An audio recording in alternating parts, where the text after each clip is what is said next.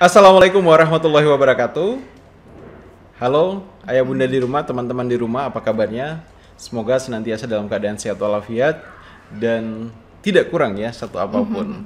Kembali lagi dengan saya Ronald dan Dewi di channel Ronald Tagalung. Pada video kali ini kita akan membahas tentang sharing parenting bersama Ronald dan Dewi. Nah, topik kita pada hari ini adalah tentang bagaimana respect the child dengan cara berbicara dan memperlakukan anak dengan sopan. Nah, ini adalah topik yang menarik karena tidak banyak, ini adalah hal yang sering kali diabaikan oleh orang tua, sering kali kemudian memicu konflik antara orang tua dan anak, dan akhirnya membawa sebuah kondisi tidak harmonis di dalam keluarga. Nah, Bunda mungkin boleh cerita itu, mengapa berbicara dan memperlakukan anak dengan sopan ini adalah sesuatu yang penting untuk dilakukan? Iya, kenapa kemudian ini menjadi sebuah hal yang penting ya? Karena pada dasarnya semua orang itu ingin ketika berbicara ataupun sedang berkomunikasi ingin diperhatikan dan karena ini menjadi salah satu bagian dari namanya etika berbicara. Ketika kita berbicara, maka harapan kita orang lain melihat dan mendengar kita saat kita sedang menyampaikan sesuatu. Nah, ini pula yang kemudian sebenarnya dibutuhkan anak ketika mereka sedang berbicara. Cuman kembali lagi, kadang kita sebagai orang dewasa entah karena kesibukan atau mungkin terkesan mengabaikan apa yang sedang disampaikan anak, sehingga ketika anak berbicara itu tidak dengan serta-merta kita hadir secara full untuk kemudian mendengarkan dan berperilaku sopan ketika mereka berbicara. Kalau kita ingin kemudian anak ini menjadi anak yang sopan dan bisa menghargai orang lain, tentu hal pertama yang harus kita lakukan adalah kita dulu yang kemudian menunjukkan, memberikan contoh kepada mereka kalau ketika mereka berbicara, kita sebagai orang dewasa memperlakukannya secara sopan dan hadir secara full. Ini kemudian kenapa ini menjadi penting untuk bisa memperlakukan anak dengan sopan dan menghargai anak ketika mereka berbicara. Nah, seringkali yang menjadi tantangan adalah seperti ini. Dengan kemampuan anak menyerap informasi dari sekitar dengan sangat baik, maka tak jarang kemudian anak mengadopsi mereka komunikasi, cara berbicara yang tidak baik dari luar, dan itu tanpa dia sadari dia praktekkan ketika dia berbicara dengan orang tua. Disinilah sebenarnya peran kita sebagai orang tua butuh untuk membuat sebuah rule, menyediakan sebuah contoh teladan agar kemudian anak senantiasa walaupun dia mendengarkan, menyerap cara berkomunikasi, cara berbicara di luar yang bisa jadi itu sesuatu yang tidak pada tataran kesopanan, nah dia kemudian punya sesuatu yang bisa dia bandingkan. Dan inilah kenapa kemudian penting buat kita belajar bagaimana caranya agar kita bisa melatih anak berbicara dan bagaimana kita bisa memperlakukan mereka dengan sopan. Seperti itu. Nah, apa yang penting sebenarnya di dalam bagaimana kita berbicara dan memperlakukan anak dengan sopan? Ini berarti lebih ke bagaimana sih atau caranya seperti apa kemudian kita bisa memperlakukan anak dengan sopan dan menghargai mereka ketika mereka berbicara. Ada beberapa tips, salah satunya adalah bagaimana kita bisa menyesuaikan postur tubuh kita dengan mereka ketika mereka berbicara. Yang kita tahu nih ya, postur tubuh orang dewasa dengan anak kecil kan berbeda. Orang dewasa jauh lebih tinggi dibanding anak-anak.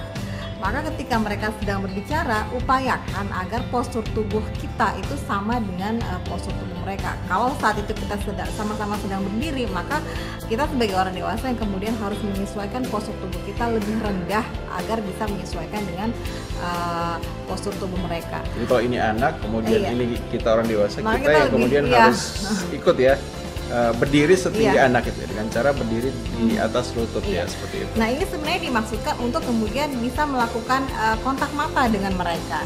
Kita pun sebagai orang dewasa paham dan tahu rasanya ketika kita berbicara, kemudian orang yang kita ajak berbicara itu menatap kepada kita merasa dihargai saat itu, didengarkan. Nah, begitu pula dengan anak.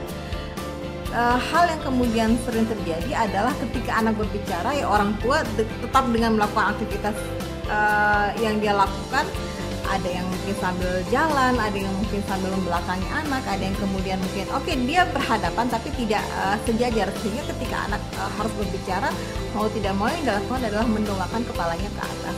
Ini kemudian menimbulkan satu kesulitan kepada anak, di mana untuk seorang anak di periode tertentu itu kan dia sedang mengkonstrukkan apa yang kemudian akan dia sampaikan.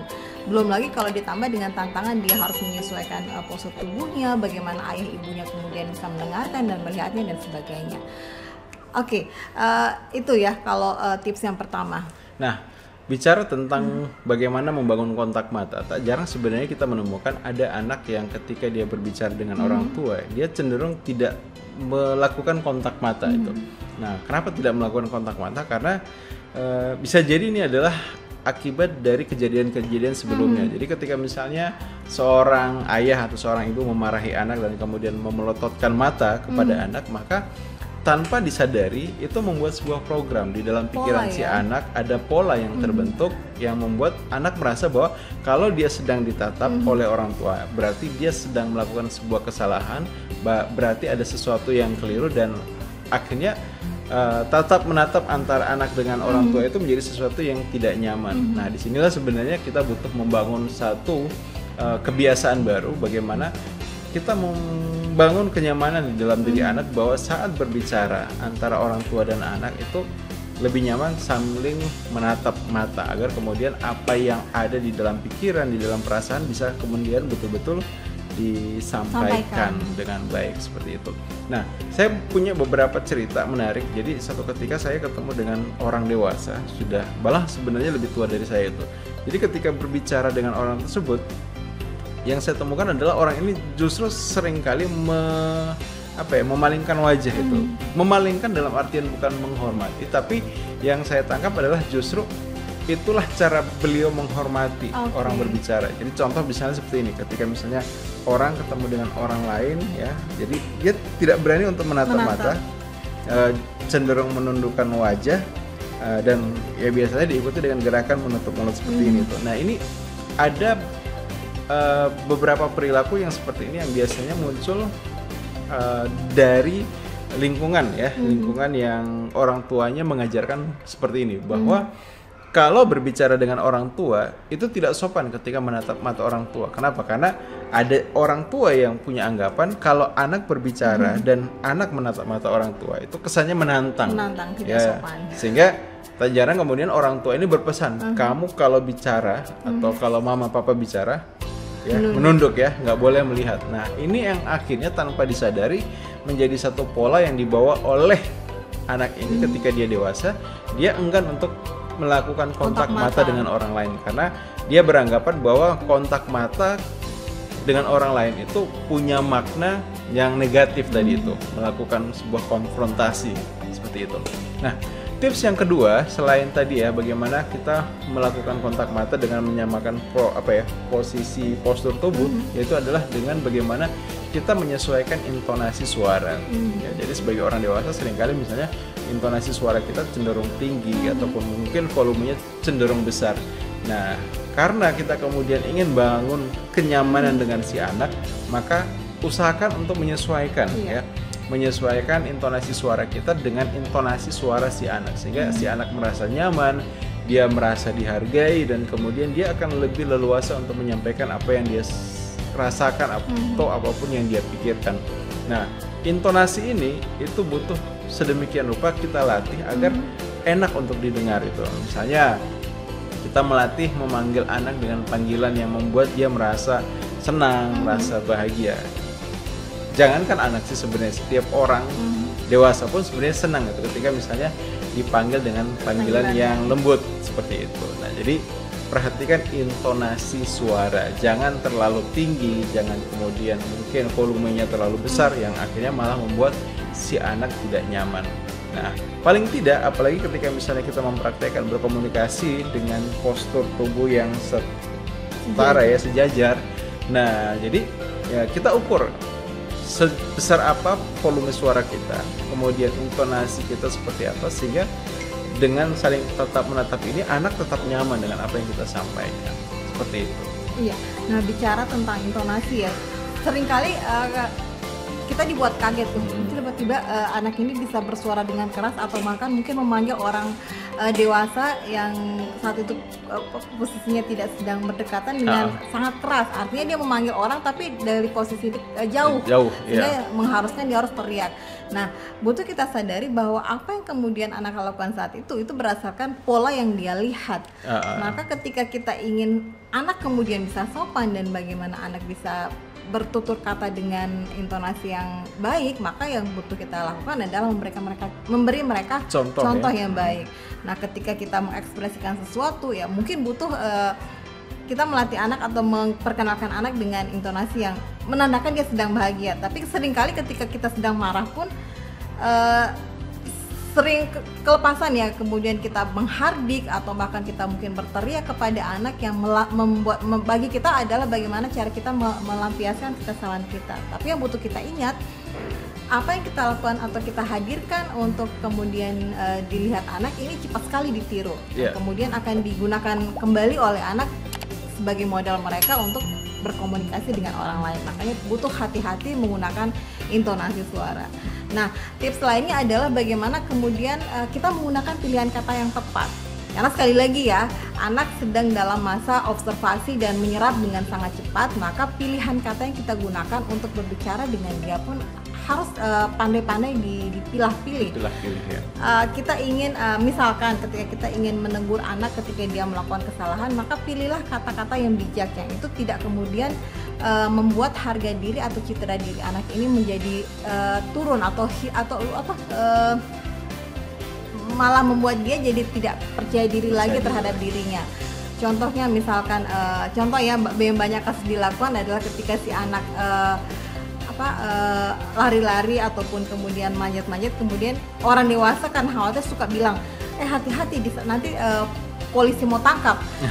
Pada dasarnya mungkin tidak ada korelasi ya antara polisi dan anak lari-lari. Cuma karena kita menanamkan doktrin ke kepala anak bahwa ketika dia melakukan kesalahan maka polisi akan datang menangkapnya, maka anak kemudian akan menjadi tidak percaya diri ataupun ketakutan ketika melihat sosok polisi. Jadi ada asosiasi ya. Ketika melihat polisi berarti ada sesuatu yang tidak nyaman, tidak baik, yang salah dengan dia. Nah, ini yang kemudian butuh kita sebagai orang dewasa secara bijak menggunakan kata-kata. Kita ingin fokus pada mengoreksi kesalahannya, maka pilihlah kata-kata kalimat yang kemudian merujuk pada kita ingin mereka berperilaku seperti apa, bukan kemudian memperbesar hal negatif yang menjadi penyebab dari dia berbuat salah, tapi fokuslah pada hal positif yang bisa menjadi solusi dari yang kita harapkan pada dirinya. Ya, tips lainnya adalah ketika kita berbicara dengan anak, pastikan kita memperhatikan ekspresi wajah kita, bahasa tubuh kita. Kenapa? Karena komunikasi itu tidak hanya disalurkan ya melalui kata-kata yang kita ucapkan, tapi juga bagaimana ekspresi kita, bagaimana bahasa tubuh kita juga memberikan pesan, sehingga ketika kita bisa sejajarkan atau kita buat kongruen antara bahasa yang terucap secara lisan, ekspresi kita dan bahasa tubuh, itu akan jauh lebih menguatkan. Yang berbahaya adalah seperti ini, kita sudah mengatur bagaimana kita bicara secara intonasinya baik kepada anak, namun kalau ekspresi wajah kita itu justru bertentangan, malah yang terjadi anak menangkap pesan yang lebih kuat itu dari apa yang dia lihat dibandingkan dengan apa yang dia dengar. Jadi penting untuk ketika kita berbicara dengan anak, kita memperhatikan seperti apa ekspresi kita ketika berbicara dengan anak. Kita tunjukkan bagaimana ekspresi sayang, ekspresi cinta, kemudian ekspresi bahagia, sehingga kemudian semua ekspresi yang dia tangkap, semua emosi yang dia lihat itu kemudian dia bisa cerna dan akhirnya membuat dia merasa nyaman dan enak berkomunikasi dengan kita, seperti itu. Jadi butuh untuk kita memperhatikan ekspresi dan bahasa tubuh. Nah, berbicara dan memperlakukan anak dengan sopan adalah satu proses yang butuh kita lakukan, khususnya ketika kita ingin bagaimana kemudian anak kita punya sikap, mental, dan karakter. Banyak sekali keluhan yang seringkali ya saya dengar dari beberapa orang tua, orang dewasa, khususnya mereka yang kemudian berada di perkantoran. Mereka menyebutkan bahwa ada satu masalah pada generasi yang ada sekarang, yaitu adalah kurangnya respect anak-anak terhadap orang di sekitar. Nah, ini bisa jadi adalah buah dari bagaimana orang tua kurang memperhatikan bagaimana anak punya tata krama, punya sopan santun, sehingga ketika tata krama dan sopan santun itu dikuasainya, dimilikinya, dia bisa mempraktekannya kapanpun dan dimanapun dia berada. Nah, jadi ini adalah satu PR kita bersama. Kadang saya suka menemukan orang dari perkantoran mengeluhkan ketika ada mahasiswa magang di kantornya, ya dia mengeluhkan bahwa anak-anak sekarang itu kalau misalnya lewat di depan orang tua kurang peka ya. Mereka lewat aja itu, selonong aja gitu. Enggak, biasanya ketika misalnya kalau kita diajarkan ya minimal bicara, sampaikan Bu, permisi Bu, ataupun paling tidak menunjukkan sikap ketika kita lewat di hadapan orang itu adalah kita menunduk ya, sedikit menunduk, ataupun kalau memungkinkan ya kita cari jalan lain, tidak langsung kemudian menerobos orang yang ada di depan kita, apalagi dia dalam kondisi yang lebih tua misalnya seperti itu. Jadi hal-hal sederhana seperti ini itu adalah PR besar buat kita semua sebagai orang tua. Mungkin ada yang mau ditambahkan lagi, Bun? Iya, kembali ya, intinya adalah kita ingin anak seperti apa, menjadi seperti apa, kembali kepada kita. Kita akan menghadirkan suasana seperti apa agar kemudian anak ini punya kesempatan untuk belajar dan merekam pengalaman dengan baik. Untuk itu memang salah satu kunci utamanya adalah pada orang dewasa, khususnya pada orang tua yang sehari-hari berhadapan, bercengkrama dengan anak.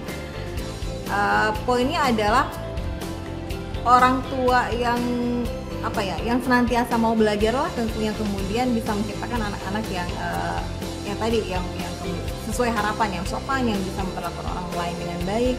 Karena hal-hal seperti ini kan tidak mungkin kita anak akan menemukan belajar sambil jalan, karena kalau tidak ada proses yang disengaja dari orang tua untuk menciptakan lingkungan di mana anak ini bisa belajar sebanyak-banyaknya, maka si anak hanya akan memperoleh ya apa adanya saja dari lingkungan. Intinya adalah bagaimana kita sebagai orang tua itu menyiapkan ya apa yang ingin kita lihat pada anak ke depannya. Ya, oke. Demikianlah sharing kita pada sesi kali ini. Semoga bermanfaat dan semoga apa yang kemudian sama-sama sudah kita diskusikan, kita pelajari bisa kemudian kita terapkan. Saya Ronald Tagalung. Saya Dewi Rahma. Undur pamit. Wassalamualaikum warahmatullahi wabarakatuh.